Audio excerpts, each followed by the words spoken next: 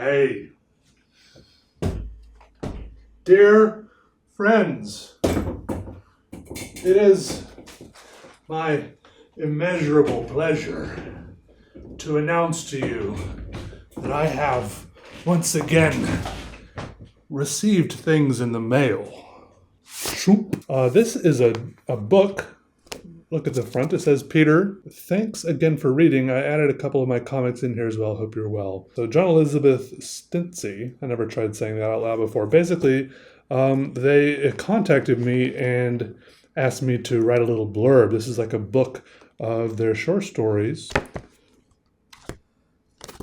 And they really are very interesting short stories, kind of eerie and surreal. And look here on the back of the book, down at the bottom, look, I'm on there. I wrote, these modern-day fairy tales are a seamless mesh of the familiar and the surreal, a cocktail that mirrors the oddness and absurdity of everyday life.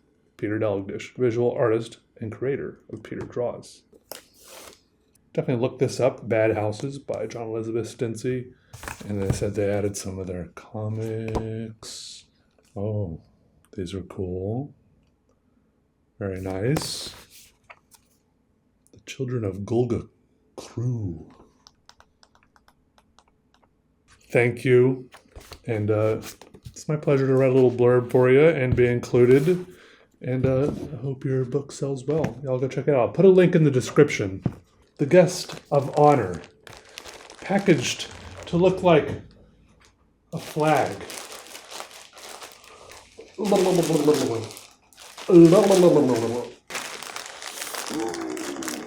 Okay, this is from Bennu Pens. Bennu? I reviewed one of their pens a long time ago, and they sent me an email saying, Peter, we saw that you reviewed one of our pens a long time ago. I said, yes, I did. They're like, here's another one. Can you review it? I said, sure. Send another one over. I don't know which one they're sending. I said, just send me a cool one. Am I missing something here? That's I think it's just a snug cap.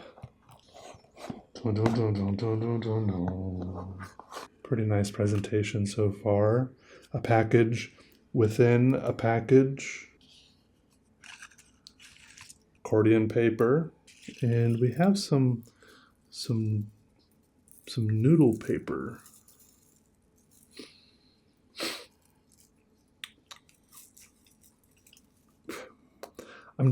I tried it only because it looked identical to the noodles that I had at a Vietnamese place last night.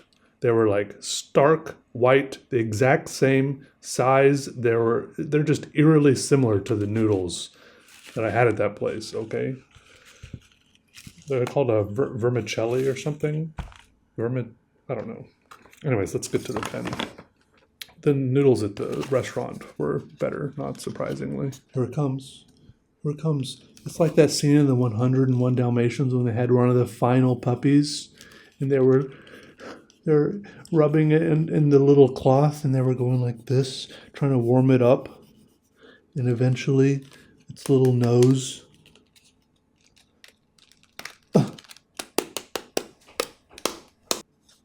Yeah. Whoa. This is a different shape from every other pen that I have so far. I like that. The odd angularity of the outside. Like there's a lot of weird faces on here. But the sparkly stuff they put in here is like shavings. It's like if you sharpened a really sparkly metal pencil. You know what I mean? I mean, at least the silver bits and the blue bits. Then there's black bits to set it all off. Those are a lot finer. Those are like tiny, tiny little things. It's pretty cool. Look at that. Okay, I'm gonna take the lid off. Oh, very nice. The Schmidt iridium point in medium.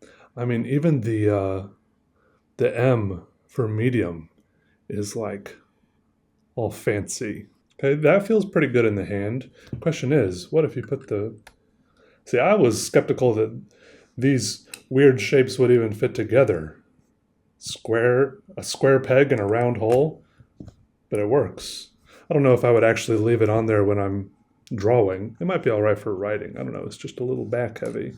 But I leave the cap off of a lot of pens when I draw lately, so I'm not too worried about it. I mean, should I just use the included ink cartridge? Oh, it came with a piston. I thought I was going to have to use this blue thing.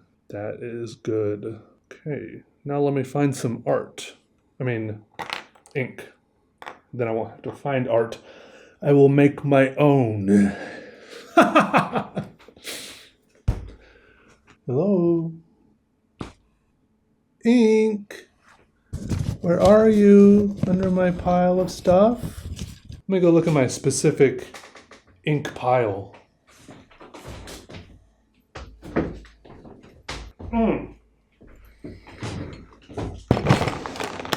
There's gotta be a good black ink in here. You know, I don't know why I keep messing around with getting ink that's not black.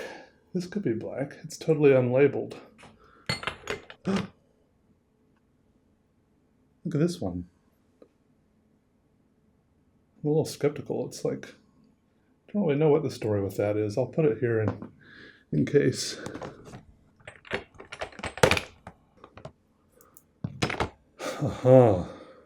Look, this one's so black it seeped and covered up the label. This is from Kiwi something? Kiwi Inks. All right, here's the solid ink. There's a black ink. I mean, that's Noodler's. That's pretty solid. What about this? Intelligentsia Imperium Inks. Fountain pen inks of exceptional quality. Abusus Obscure Black. An obscure black. And it has a seal on it and everything. I mean, what's not to like? Let's try that one.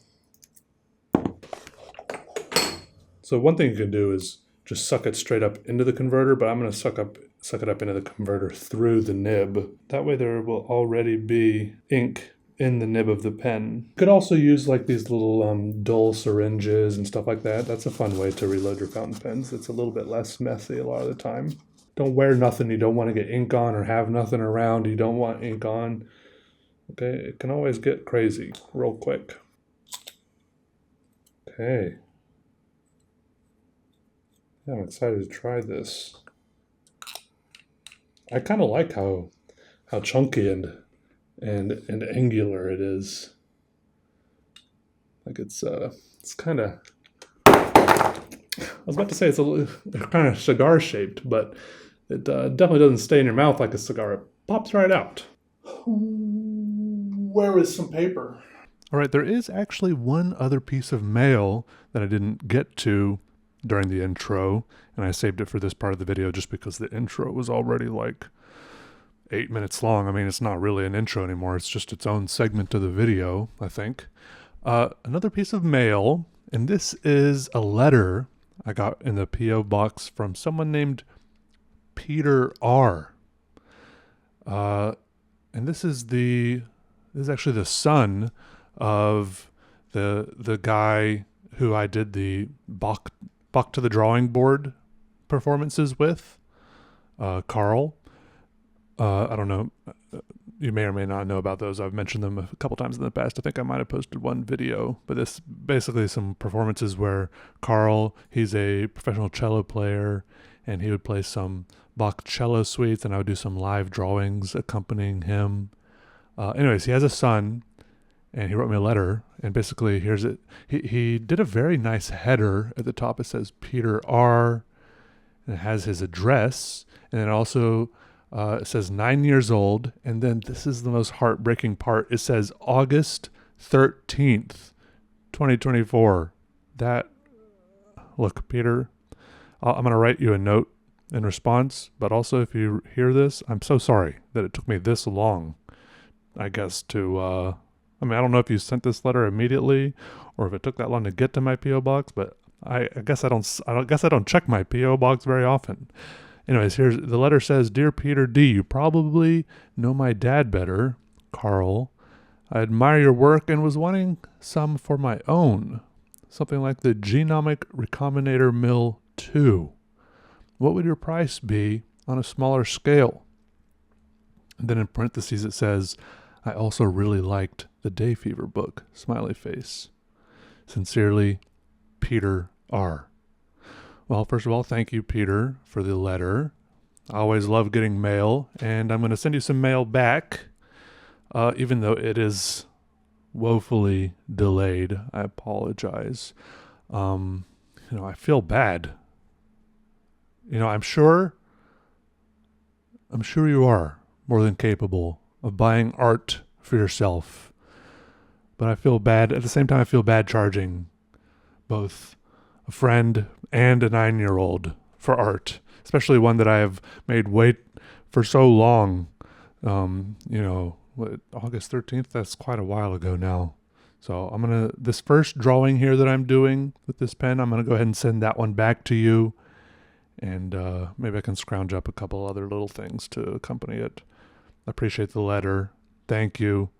I don't really remember which one the Genomic Recombinator Mill 2 is, the piece that you're referencing in this painting. I think it maybe was a painting. The piece that you're referencing in this letter, I'm pretty bad at titling my art pieces. Usually I only ever give them titles if I'm forced to. Like sometimes, like when I post them on Instagram, I just kind of give them a title off the top of my head and don't really remember it. Or if I post it on my website to sell it, it usually makes me type in some type of title, and I just kind of type in something random, right? So I don't really remember which one that was, but hopefully you like this piece. Thank you again, and I hope you like this one. In other words, in other news, I was looking at some forums, and I saw these people posting about cricket. I guess there was some momentous game. Apparently someone scored a bunch of points in a way that was impressive, but I was just kind of happy reading everyone posting, just commenting about it, because it reminded me of when I didn't know anything about other sports. Like when I didn't understand how football or baseball or soccer or basketball worked, right? I'm not a huge sports person. I don't really have any favorite teams that I follow, game by game or anything, but just gradually through exposure to these sports, you pick up all the terms and lingo, and you learn how all the games work. But cricket, on the other hand, in reading these comments, I realize I don't really understand how that game works at all. And it gives me the same feeling of kind of childlike unknowing that I get from reading the Codex Seraphinianus, this book where you look at these diagrams and it's kind of just a bunch of nonsense. It's kind of the same feeling I try to recapture when I make my nonsensical diagrams of my own, where I draw some strange, blob or something, or strange machine, and I add my own little diagrams, either with some kind of made up alien language, or I add labels that don't make sense, this strange little thing here intentionally making things that don't make sense so you can look at it and kind of recall the feeling of maybe when you were 10 years old, and you were flipping through an encyclopedia and just looking and trying to understand things for the first time. Maybe I don't know if childlike wonder is the best way to describe it, but that's kind of what I was feeling like flipping through this cricket forum. They were using all these terms, this lingo. Some of it, obviously, I could pick up just through context clues, but it was very interesting. It's a whole different niche, whole different little world. Also, sometimes I really, really wish that real life driving was a little bit more like video game driving. Like some days I'm really in the mood to drive back and forth, like to and from school, like it was more of a Grand Theft Auto type system. Like I just to be able to like bump into a few more things without some real percussions, to be able to power slide around, to be able to, just like easily burn out, to just not have to like slowly and do a controlled acceleration, just floor it at every opportunity. Just max speed all the time, get some air off of bumps and at top of hills. It's just it's just a little bit draining being, existing in the real world and having to deal with consequences of real actions and, you know, the possibility of running into a tree or hitting a person or crashing into another car with another person in it. Just wish I could, even if it was a little bit more okay, just to, have a couple of minor fender benders. And, actually having had a couple of fender benders, I wish I wish that those wouldn't be painful. So I'm just kind of wishing for a different reality, I guess, and maybe a shift in physics. Yeah. Because, I mean, they're called fender benders, but sometimes you can get those can give you a nasty headache. Sometimes, your airbag pops out. Weird stuff happens to your neck and spine. They're not fun, even though they look and seem very minor sometimes. I'm just asking for a little bit more fun, some go-kart type video game physics where I can just speed, slide, bump, grind, and just want to have a little more freedom and less responsibility. Okay, I know it's a lot to ask for. It's not very mature, but I'm just asking. I don't know who out there who could make this happen. If it's some kind of God, or if there's like a universe programmer that actually listens to this kind of thing, that could make some kind of hot fix, even just for me, put me in a like alternate server for a little while. But it would be cool. It would be cool. I don't know what else to say about. All right, the first drawing was one where I drew a lot slower and more carefully. All right, there's two drawings here today, if you haven't noticed. First drawing, slower, more carefully, each line a little bit more considered. And then the second drawing, a lot more faster, more sketchy, kind of vomiting the lines out a little faster and just kind of building on each other, like kind of more of a trash, like a mechanical trash heap style of drawing. And then I added a dash of color with a teal marker, and then a little dash of gray marker there at the end as well, just for an experiment. Maybe I'll throw the second one. I'm gonna give the first one to Peter R., who wrote me that letter that I accidentally ignored for a long time, and then the second one, maybe I'll throw it on the website for like $60 or something like that. We'll see.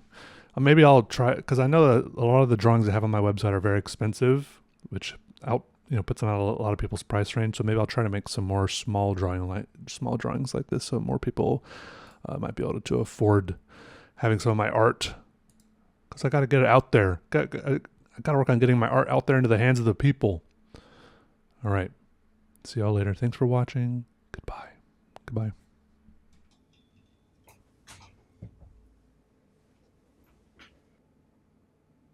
I don't really know what makes a good thumbnail anymore.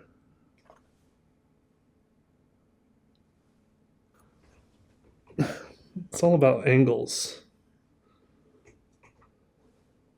Yeah. Oh, that might be it right there. Oh.